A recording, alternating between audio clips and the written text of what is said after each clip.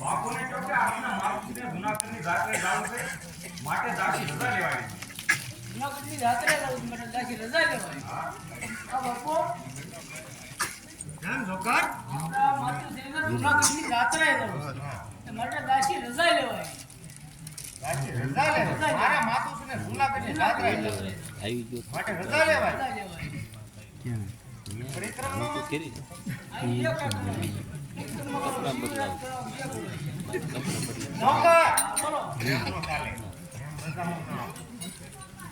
માટે દાસીને અંદર બોલો. દાસી બાપુ. કેમ દાસી? હા, રજા લેવાય. હા, રજા શા લેવાની. માટે?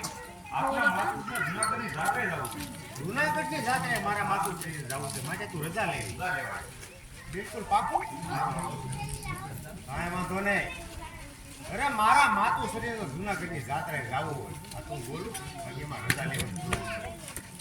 અડધું અમારું સૈન લઈ જાય. રથ ઘોડા હાથી પાલકી જે જોઈએ તે લઈ જાય ખુશીથી. કાંઈ વાંધો નહીં. જા